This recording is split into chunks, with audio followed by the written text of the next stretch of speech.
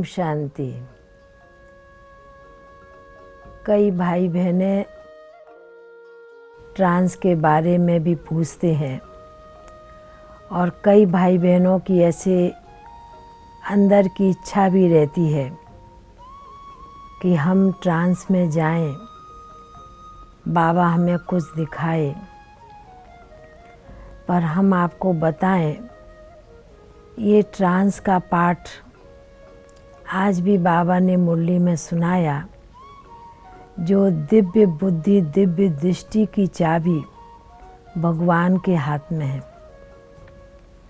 तो हम सचमुच में अनुभव करते हैं कि जिसको बाबा बुलाता है, जिसकी बुद्धि की तार बाबा को खींचनी होती है, बाबा उसका ही बुद्धि को कहीं घुमा देता है, बुद्धि खोल देता है। और जिस आत्मा के द्वारा बाबा को कुछ कराना है, कुछ दिखाना है, तो बाबा उसको निमित्त बनाकर उससे कराता है। वो कार्य अपना बाबा करवा लेता है। हमको अनुभव है कि जब हम छोटे थे और हमें भी इस चीज़ का मालूम नहीं था कि ये ट्रांस भी क्या होता है। हमने आज से 50 साल पहले, 60 साल पहले कई बहनों को ट्रांस में देखा। बाबा उस समय कई आत्माओं को धर्मराजपुरी विनाश का दृश्य दिखाते थे। पर वो माताएं बहनें ट्रांस में जाती थीं, उनकी आंखें बंद हैं। आंखें बंद होते हुए ऊपर का वो दृश्य देखती थी तो उनके आँखों से बहुत पानी आता था और वो वतन में बैठ वो दृश्य को देख बहुत रोती थी। तो मैंने भी बचपन में ये दृश्य सीन देखी।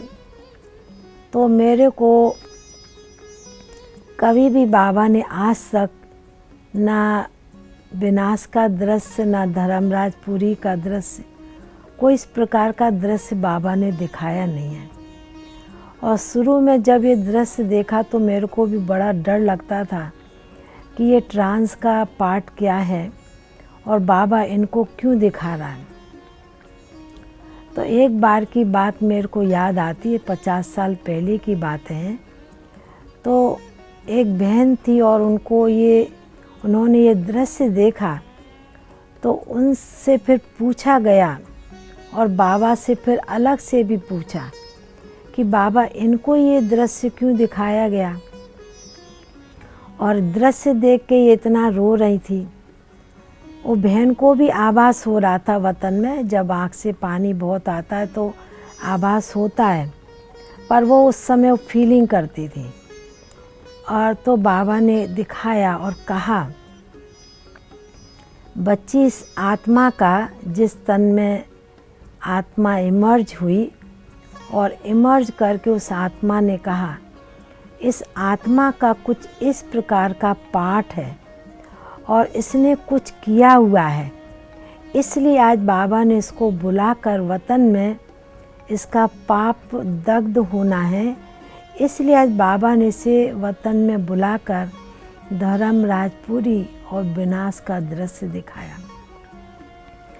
तो कहने का मतलब है कि ये ट्रांस का पाठ बड़ा एक सूक्ष्म कहें ज्ञान की फिलॉसफी है, क्योंकि हर एक आत्मा को और हर एक बाबा के बच्चों को किस प्रकार बाबा को आगे बढ़ाना है, किस प्रकार चलाना है, किस प्रकार उसकी उन्नति आत्मा की करनी है, ये तो हम अभी तक देख रहे इतने सालों से कि बाबा के हाथ में हर एक आत्माओं की बुद्धि की तार कहें, लगन कहें, तो उसी हिसाब से बाबा अपने बच्चों को खींचता है।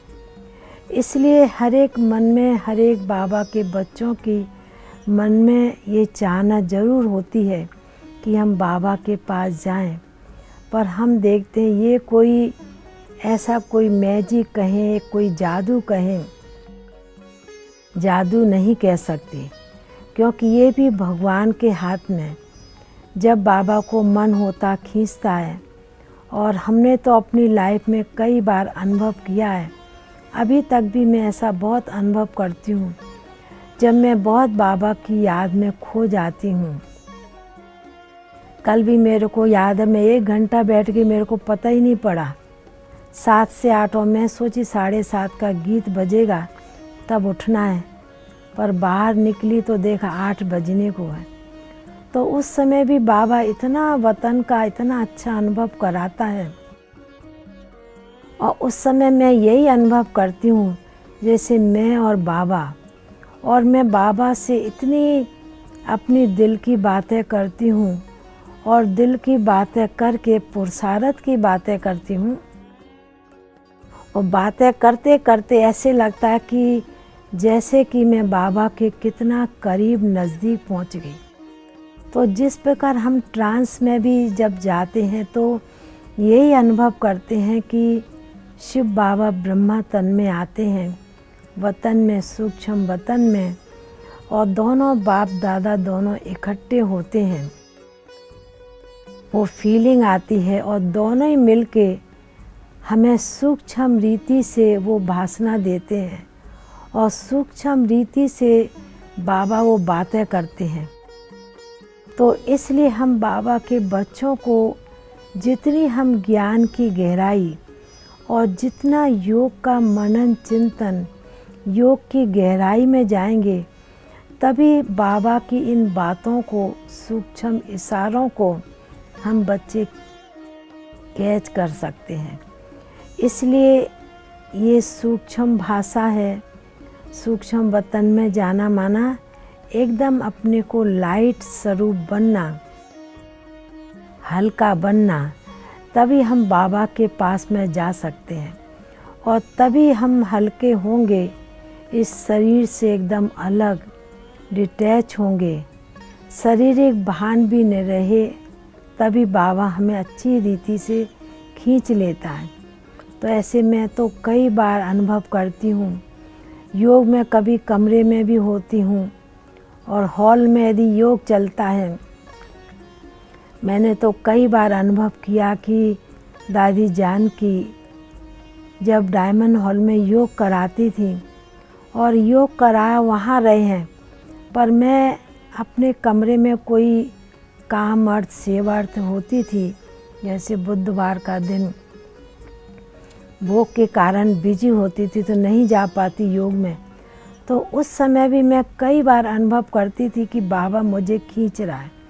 बाबा कह रहे हैं बच्ची अभी योग करो, योग की स्थिति बनाओ, योग का समय।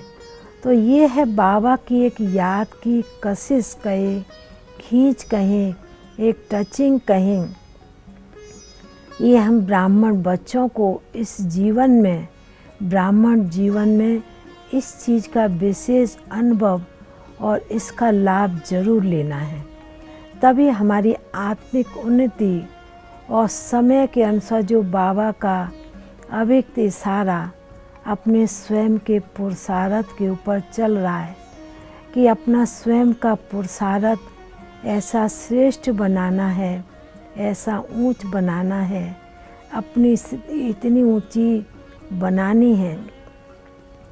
इसलिए समय के अनुसार हम देखते हैं अभी वही समय आया है जो बाबा ने शुरू में अपने बच्चों को 14 साल तपस्या अंदर बैठ के कराई, और अभी भी ऐसे लगता बाबा अपनी गोद में बिठाकर हम बच्चों से ये सूक्ष्म तपस्या करा रहे हैं। इसलिए हम बाबा के बच्चों को समय का इशारा तो मिल ही रहा है, इसलिए समय को देखते हुए, परिस्थितियों को देखते हुए, दूसरी आत्मा को न देख अपने आप को देखना है और समय का ध्यान रखते हुए हम बाबा के बच्चों को अपनी स्वयं की सेवा और साथ में विश्व की आत्मा को ऐसा सकाश, ऐसे वाइब्रेशन देवें जो कहीं पर भी कोई भी आत्मा है उसे महसूस होवे कि सचमुच में बाबा की शक्तियाँ बाबा की किरणें मुझ आत्माओं को मिल रही हैं। और इस चीज़ का तो मैं देखती हूँ कि अभी समय के अनुसार ब्राह्मण बच्चे भी हर एक यही पुरुषार्थ करने में लगा है और करना भी यही है, क्योंकि हम सभी बाबा के बच्चों के पास और कोई दूसरी बात है ही नहीं।